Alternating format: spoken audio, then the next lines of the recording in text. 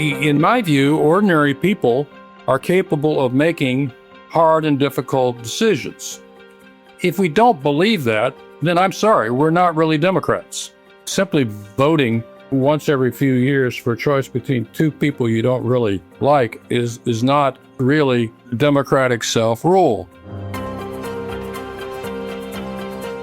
What we're facing in the world now is not only a crisis in democracy, it's a crisis in governance overall.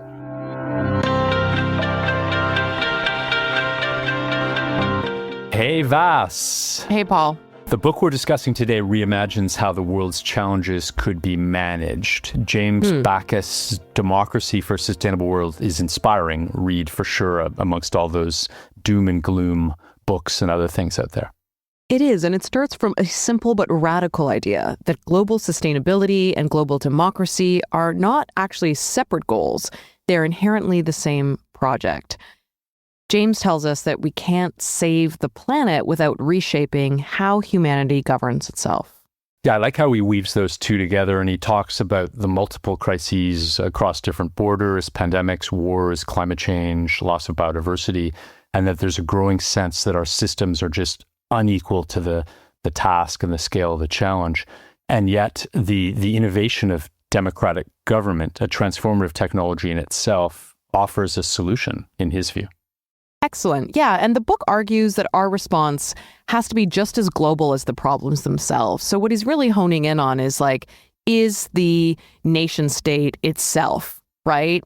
Just no match for these global problems. How do we kind of do more together? But he points to not a top-down technocracy, but through participatory democracy, citizens everywhere directly engaged in shaping the path to sustainability. It's not lacking in ambition, that's for sure. He revives that spirit of the ancient Greek Athens and the birthplace of democracy. But the vision now he has is for millions to participate, even billions connected through technology across continents. And he suggests that this is, possible by linking the countless local and regional sustainability experiments that are already underway, scaling them up, weaving them together into a global architecture of democratic governance. Yeah, there'll be obstacles, and he acknowledges those, that representation, legitimacy, the huge scale of it all is quite daunting. But he sees a mix of direct participation, randomized selection, kind of like jury duty works, and the power of the digital network to connect people across process and continents. So today we're going to explore how this ancient idea of democracy can meet the modern imperative of sustainability and how reimagining governance could be key to human flourishing in the century ahead. We're joined by James Bacchus, former U.S. congressman, a senior official at the World Trade Organization, the author of several books on trade, and now recently a leading voice on international governance and sustainability. He joins us today very appropriately from the Greek countryside on a laptop. James, welcome to Policy Prompt. Yes, us. James, you describe this book, your sixth, as the culmination of a life lived in and through law, governance, and reflection. What is the main question that you think's driven that lifetime of work? And what made you turn from congressperson and trade specialist to somebody who was so squarely focused on the future of democracy? It's certainly true that I wander the world with the letters WTO tattooed on my forehead. Having been a founder of the WTO Appellate Body and twice the chairman of the Appellate Body, it's hard for me to escape my identity in world trade. But the truth of the matter is that I've always had other interests in addition trade. I was involved in working, for example, for sustainable development, even some years before I became involved in working for freer trade. And I've been working to lower barriers to trade since I was in my 20s, in the late 70s, when I was the young trade negotiator at USTR in the Carter administration. But even before that, in Florida, I was involved in efforts to achieve what we called at the time growth management, but what was actually sustainable development. This was following on the accession in 1972 in Stockholm and the beginnings of the sustainable development effort worldwide. And I've always believed that there is an inextricable interrelationship between democracy and sustainable development. So I've worked for both, even as I've worked for each of them. And trade, to my mind, is, when done rightly, an action taken in affirmation of sustainable development. So trade is simply a part of the broader effort to achieve democracy and sustainable development as I see the world.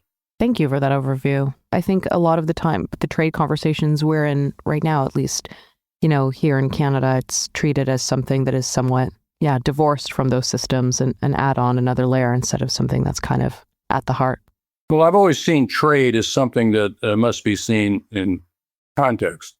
I am a follower of the philosopher Karl Popper, who believed in open societies. And if you read his book from the 1940s, The Open Society and Its Enemies, he goes all the way back to ancient Athens and speaks about how, despite their reluctance to be open to the wider world, the Athenians opened up to the wider world through trade. Right. And that helped them become a more open society, and open societies are societies in which human freedom can be generated and can flourish. So when I advocate free trade, I'm not making solely a point about commerce. Right. I'm making a point about civilization. Because with the flow of commerce comes also the flow of ideas. It comes also innovation, also the freedom of thought, which is the first freedom. You also said that democracy is not possible without sustainable development, and sustainable development's not possible without democracy. Maybe I can just ask, why are they so inseparable, and what could that mean in a global context where we see kind of less liberal democracies, like we see major democratic shifts or shifting? As I explain in the book, the connection between democracy and sustainable development is this. It is the human development that is a consequence of the achievement of the social, economic, and environmental goals of sustainable development that gives us the enhanced ability to engage in true self-rule. That gives us the capability to govern ourselves democratically. Likewise, in turn, it is the practice of democracy that alone can provide us with the will and the way to achieve all the goals of sustainable development. This is very important because you will hear some people say that, well, we can develop through autocratic regimes, through rulers who dictate what is to happen and have the right kinds of environmental and other sustainable aims. But this overlooks, even if we conceded it, which I don't, this overlooks the fact that sustainable development is about much more than the environment. It's also about people. It's about social goals, economic goals, and human justice. And there is no way that there can be individual human flourishing in a context of authoritarianism. People have to have individual self-respect. There must be basic human dignity. These things can only exist where people rule themselves, where they govern themselves, where they are not coerced, even supposedly for ostensibly good reasons. This is why I cringe when people say, well, we should just look at all the good things the Chinese are doing in terms of advancing environmentally. Well, I would point out that there are a lot of things they're also doing that are taking them in the wrong direction environmentally, coal plant after coal plant after coal plant. But more than that, individual Chinese people do not have freedom. They do not have the self-respect of human dignity that comes from knowing that they can make their own decisions about how they choose to live. freely. That is a part of sustainable development. It's an indispensable part. And that can only be achieved through true self-rule, which is another name for democracy. Mm-hmm.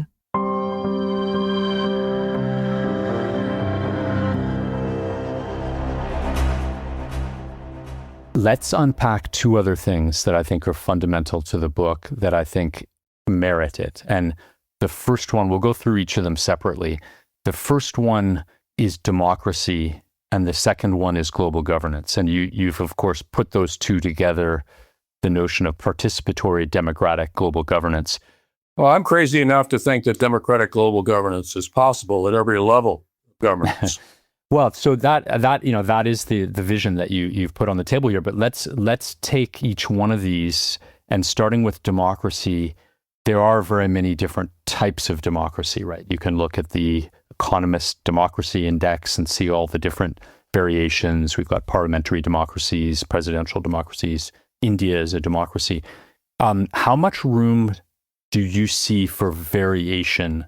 I know you're focused on participatory democracy, but how much room do you see in the spectrum of democracy? A little bit to the point you just made on authoritarianism. Is there really only one form of democracy that can work here? And then let's go to global governance after that. But what's your frame on democracy? Any supposed democracy in which people are not free to make their own decisions about how they wish to be governed is not a democracy.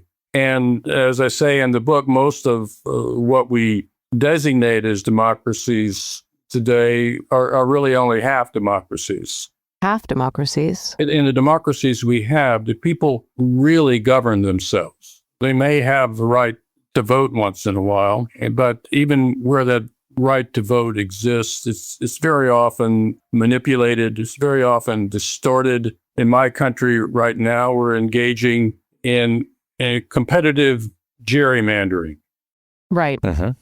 And both parties are rationalizing doing this, but it's simply wrong, because what does it do? It moves away from democratic representation. It rigs the elections to produce certain results. Right. Gerrymandering's not new, though. You're saying it's hit a new peak, or this has been going on for 100+ years in the U.S., right? Gerrymandering. So no, it's been going on in my country since Elbridge Gerry back near the time of the Revolution. No, it's certainly not new. Unfortunately, our Supreme Court has missed many opportunities to end it, and now it's truly out of hand. No, it's much worse now than it's ever been. And at this point, it's being done by both Republicans and Democrats. So I'm an equal opportunity critic. I happen to be a Democrat, but I do not support what my party is doing in terms of rigging elections in states they control, just because Republicans are rigging elections in states they control. There's a Latin phrase in law: two wrongs don't make a right.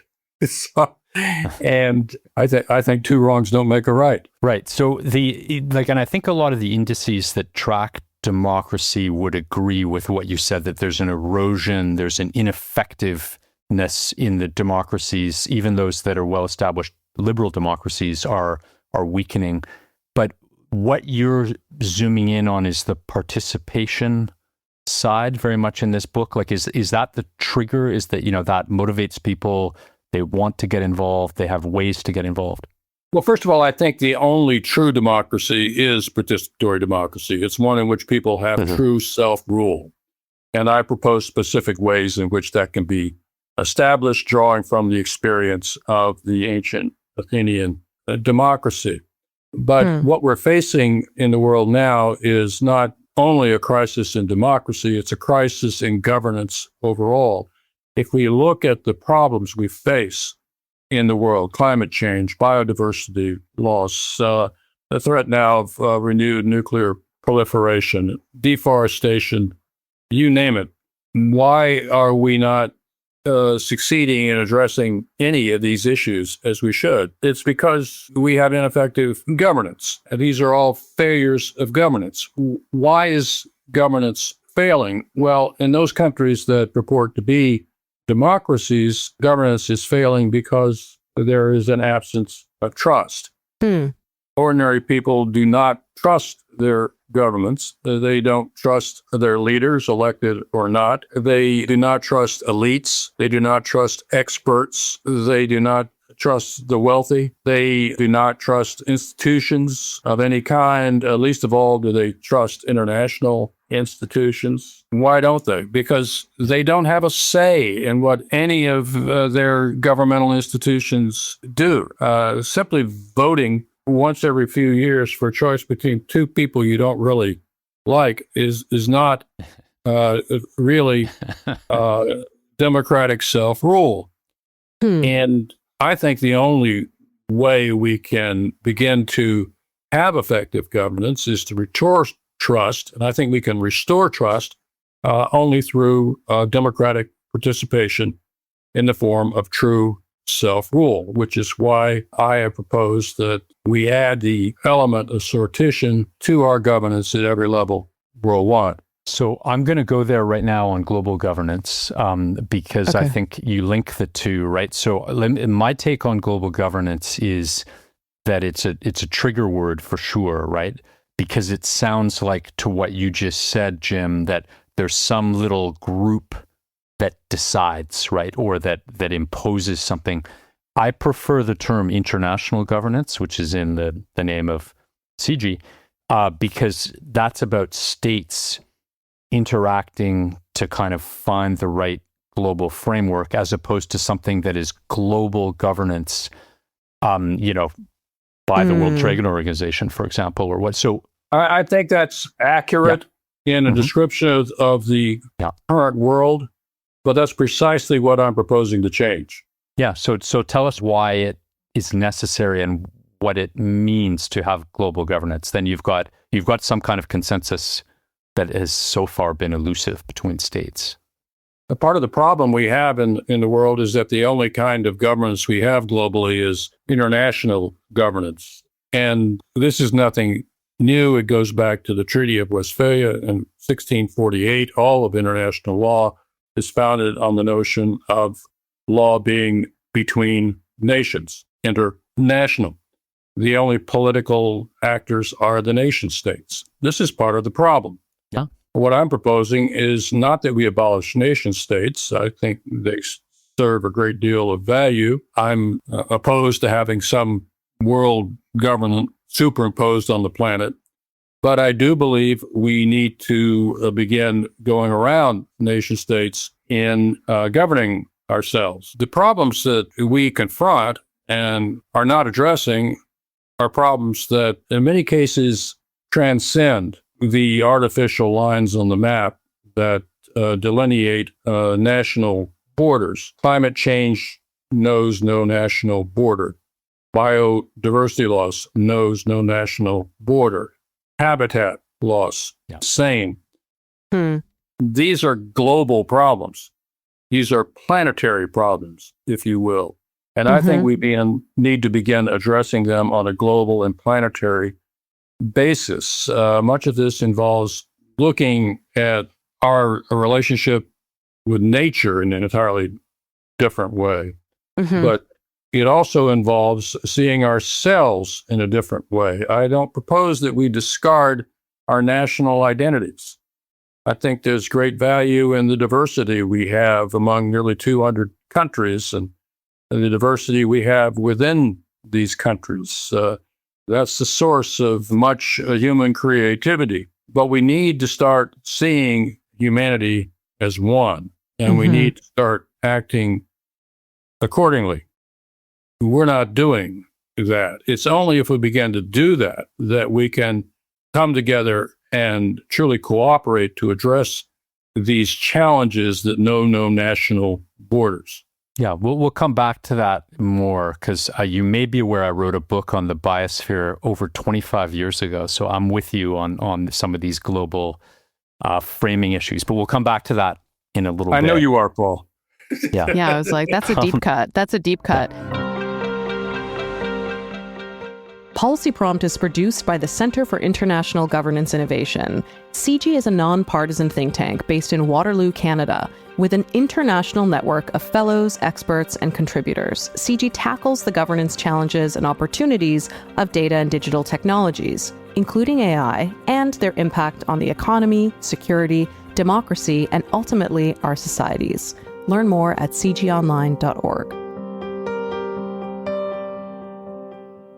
You know, James, as you sort of talk about the current failures of democracy and why it's wanting and kind of low trust and how we can kind of find ways to maybe go around it or sort of supersede the governance systems. Well, I'm not proposing going around democracy. I'm proposing going around nation states. Okay. With the sortition circles I propose that we establish in every international institution, I propose that pools from which we randomly select the people who will serve on these circles and be decision makers have nothing whatsoever to do with their national identities. Right. The people in these pools would be in the pools solely as people. Right. As members of the human race. They would be from one country or another, and if you did it randomly, they would reflect a percentage that would mirror the percentage of the overall global population in a particular country. But if you were selected in one of these pools and you happen to be a Canadian, you would not be acting as a Canadian in that role. You would be acting as a member of the human race, as humanity. We all have to be from somewhere. Yeah, that's fair. That's fair. We do. And when I was a judge in Geneva, when we stepped across the threshold of the door of the Appellate Body, we shed our nationality. And that's what I'm proposing we do with all of these randomly selected circles of participation, circles for the future, circles for nature, that I would create, building on the whole wealth of experiments ongoing now on tens of thousands of endeavors worldwide in democratic participation. Let me drill a little bit into that idea of like, so your, this jury duty selection happens, and you've got sometimes great candidates like you do with juries, right? Like, would there be some kind of ability to throw people out of the jury? Because obviously some people are just not able to kind of weigh in on some of these issues, right? Like, I mean, and that, I know that can sound... I have a whole chapter in the book answering this question. Yeah. What is the answer? First of all, I would have all of these people be volunteers. They would number into the millions, even at the outset, and into the many millions as the sample pools grew over time with success of these endeavors. But they would be volunteers. This is also, by the way, how it was in ancient Athens. Now, one can argue that this would diminish the randomness by some iota. Then maybe that would be the case. Yet, I don't think anyone should be coerced into doing anything. I agree with Pericles on this, and Cleisthenes, who invented democracy. And so I would have volunteers. I would also establish a process in which there would be training. The individuals who were chosen would be chosen to serve on these decision-making circles of participation would be decision makers for a period of a year, but they would serve for a period of 2 years. The first 9 months would be a period of training in which they would have an opportunity to educate themselves, and opportunities would be given to them to do so. And I go on at great length about how information would be requested, information would be provided, how transparent everything would be, how we would have ethical rules of conduct that would bar lobbying of any kind, that would keep this process from being corrupted in any way, unlike our current political process democratically. And then after 9 months of training, they would serve for a year, and then there would be a 3-month period of accountability in which it would be confirmed that they had, in fact, complied with the rules. Right. Complex system. Complex. So there's some kind of oversight. Can you just Can you say something about that? Who are the overseers, the trainers? Who's ensuring? Well, you would have experts involved, but we would not have rule by experts. The important thing is that the people in the circles themselves would make decisions. I would not even allow experts to make specific recommendations. I would simply have them provide information. And who the experts would be, who would provide these services, would depend on the nature of the endeavor itself. And is this a circle of participation for the World Trade Organization? Is it one for the IMF? Is it one for the United Nations Environment Program? Is it one for the climate?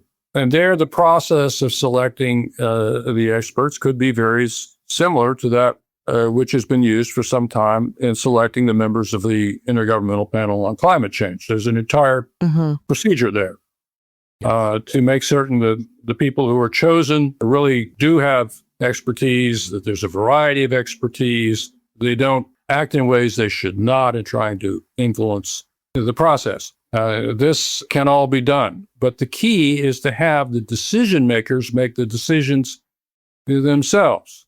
And in my view, ordinary people are capable of making hard and difficult decisions. If we don't believe that, then I'm sorry, we're not really Democrats. We're half Democrats. If you don't believe that ordinary people are capable of governing themselves, then you may be a fine person, but you're not a Democrat.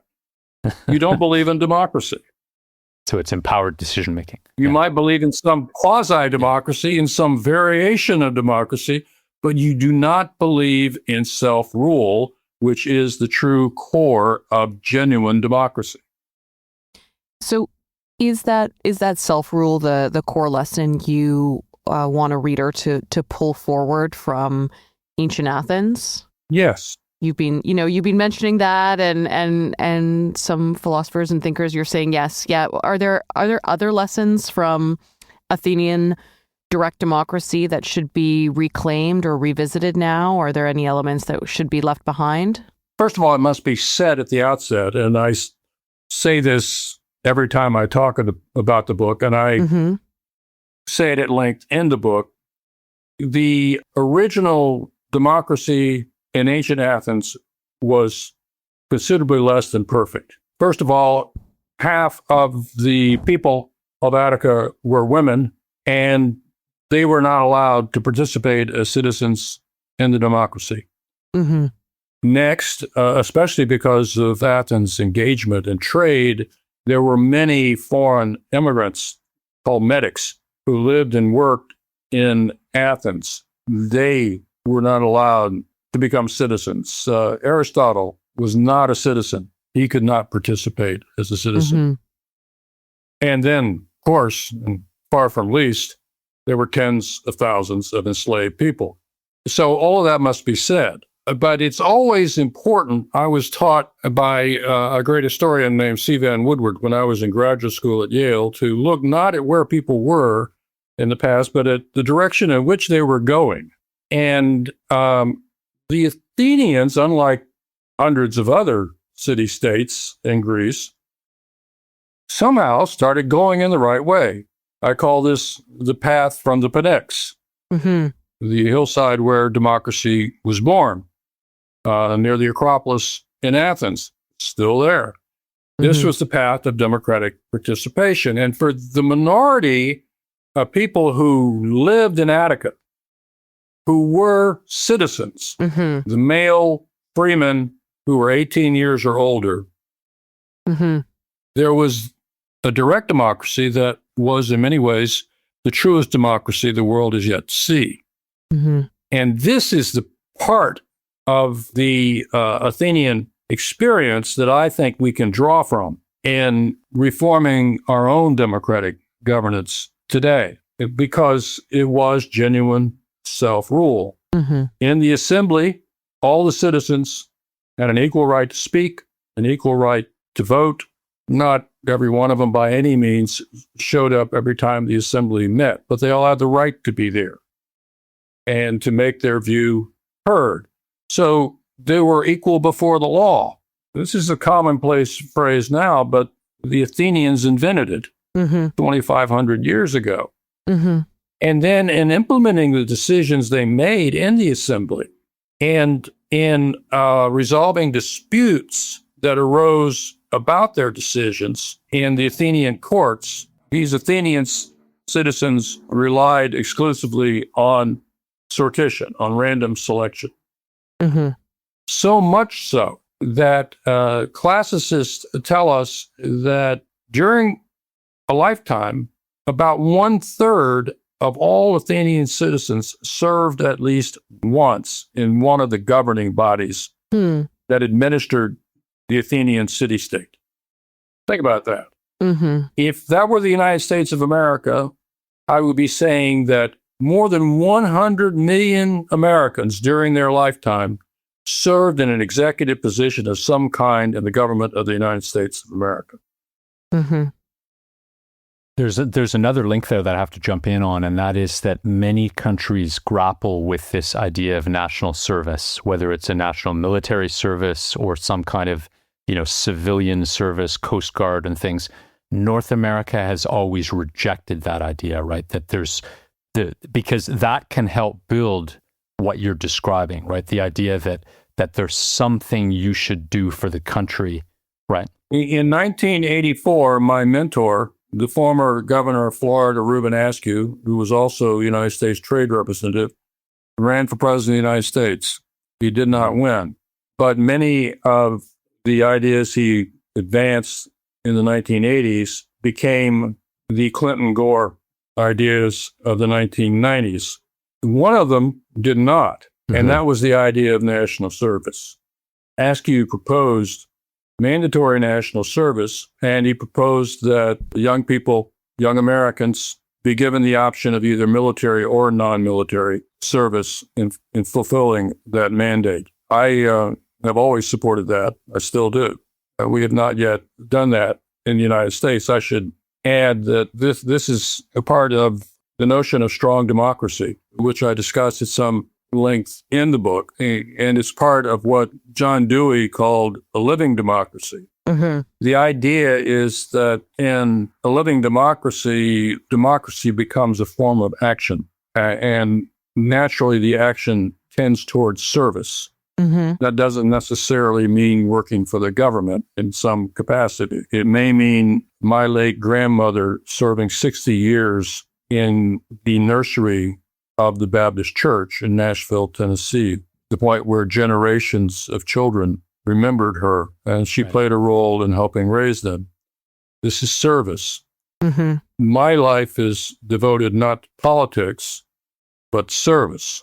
And there are many ways to serve. I served by serving in politics for a while. I served by being a jurist for a while. I've served in many other ways. And it's that type of human action, Hannah Arendt called it, that is much needed. Now, what we need to do in reclaiming democracy is to act. I'm certainly supportive of a lot of the protests that are occurring in my country, but we have to do more than protest. We have to take action. For example, in my hometown of Orlando, many people are suffering right now because of the governmental shutdown that we've had and the shutdown of some of our food programs and food subsidies. Many citizens are coming together to gather food to fill that gap, working outside the government. This, to me, is democracy. It's part of a living democracy. Democracy is not just voting once in a while.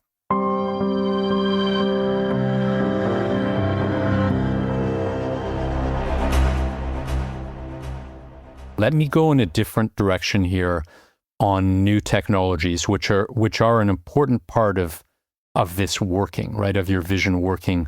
On the one hand, AI, digital platforms, and other things are in a way eating democracy for lunch right now, right? They're undermining the clarity of decision making, of false information. On the other hand, they're empowering certain things. Is there a way that you see the kind of harnessing of some of these new technologies as being something that could boost up your idea and the likelihood of it catching on and working? Like, do you see a technology track there? The basic question about AI, Paul, is whether it enhances us or replaces us. This is true in the workforce, is true in all kinds of other ways. We're talking here about the democratic process. There are ways we can use AI to facilitate a more effective democratic process. For example, we were talking earlier about marshaling information for citizens who are randomly selected to serve on circles of participation in making decisions about what democracies are going to do, what international institutions are going to do. Rightly used, AI can help facilitate the provision of that information.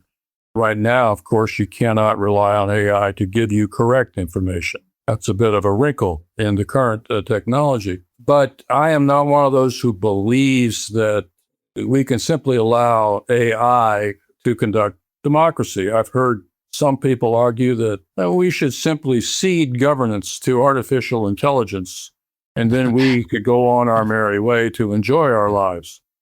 I don't think so. Who are they? Who are those people? I don't think so.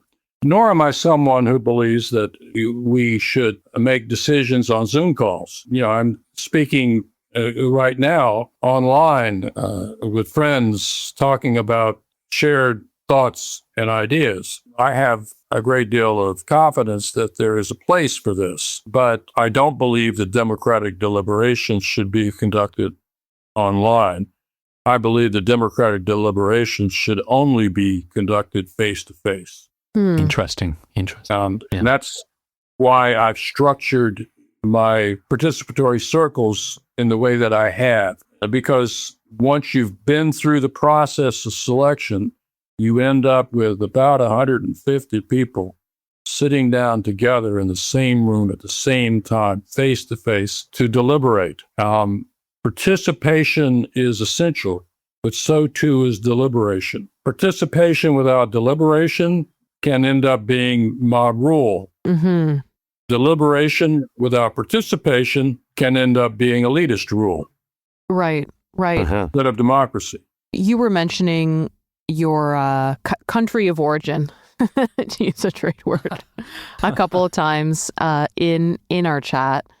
And it strikes me that maybe the Trump era trade war or trade situation is or has exposed the limits of this kind of rules-based globalization.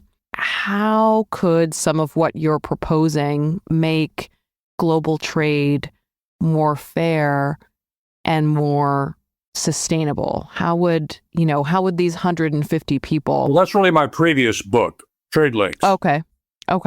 And I'm the last person on the planet that you're going to find who is going to tell you that we don't need rules.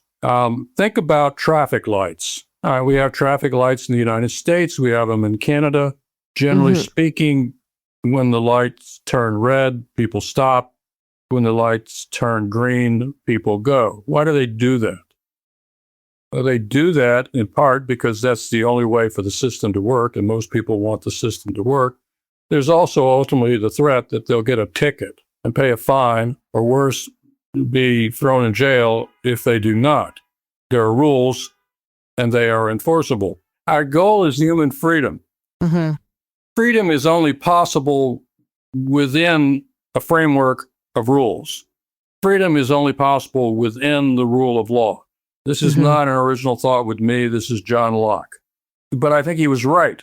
What you end up with if you do not have the rule of law is not freedom, but license. And what you end up with if you do not have the rule of law is might makes right. So I don't think we're approaching the limits of a rule-based system. If we are, we're in real trouble. I think we're approaching the limits of what we can tolerate as damage to a rule-based system. We must have a rule-based system. This is true of traffic lights. It's true of world trade. It's true of human rights. Right.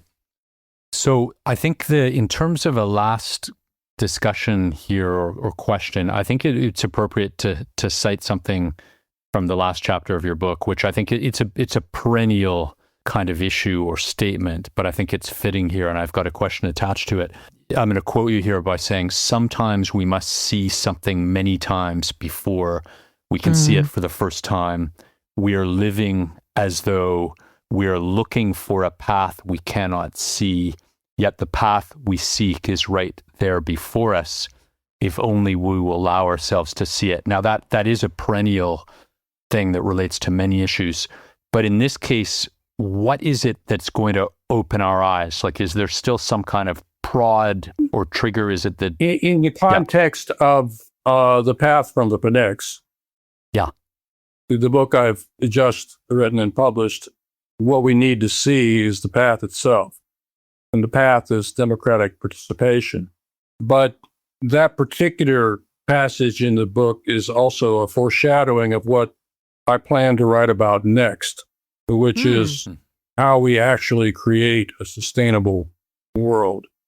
And there, I don't think we can engage in the act of creation unless and until we first see that it can be done, that the world can be different from what it is. And that's what I'm thinking about and reading about and writing about. So it's an evolution. It's a different... It's a new phase in a way. I have some friends who say that my most recent book is actually the third book in a trilogy. The trilogy being my books, The Willing World, Trade Links, and Democracy for a Sustainable World, The Path from the Pnyx. But there may be a fourth book that in which I will further elaborate on my thinking about how we can begin to see a different world and how we can begin to make that world. We'll stay tuned. Thanks so much for your time. Well, thank you. And again, I'm very proud to be a global fellow of CIGI, and thank you. Thankful for this opportunity and for the chance to be prodded into answering these questions.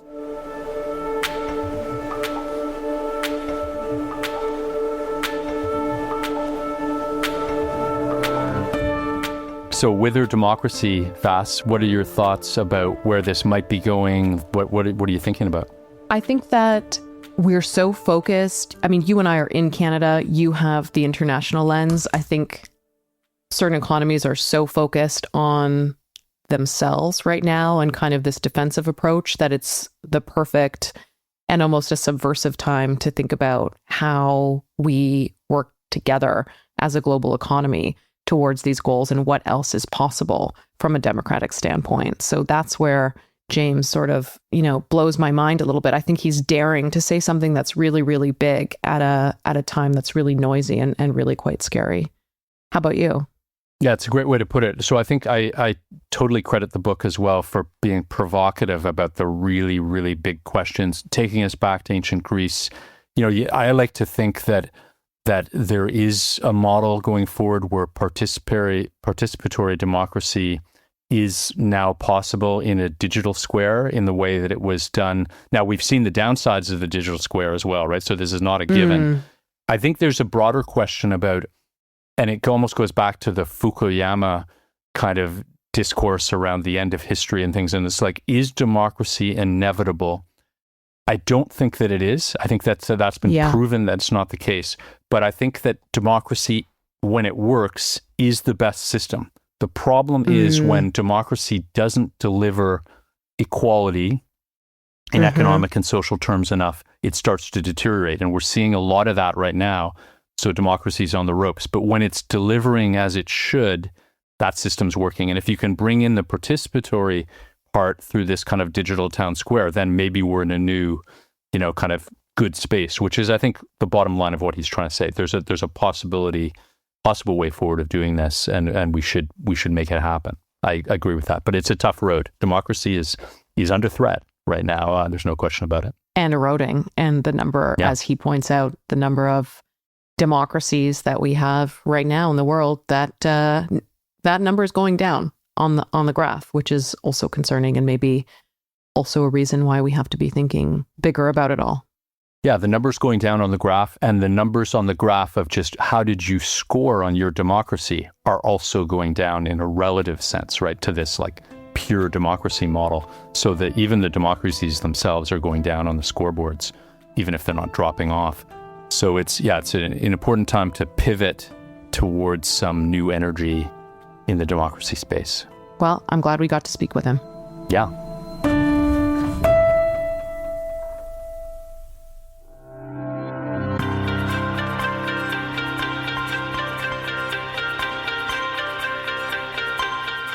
Policy Prompt is produced by me, Vass Bednar, and CIGI's Paul Sampson. Our supervising producer is Tim Lewis, with technical production by Henry Damon and Luke McKee. Show notes are prepared by Lynn Schellenberg. Social media engagement by Isabel Neufeld. Brand design and episode artwork by Abhilasha Dewan and Sami Chowdhury, with creative direction from Sam Soy. The original theme music is by Josh Snethlaga. Please subscribe and rate Policy Prompt wherever you listen to podcasts, and stay tuned for future episodes.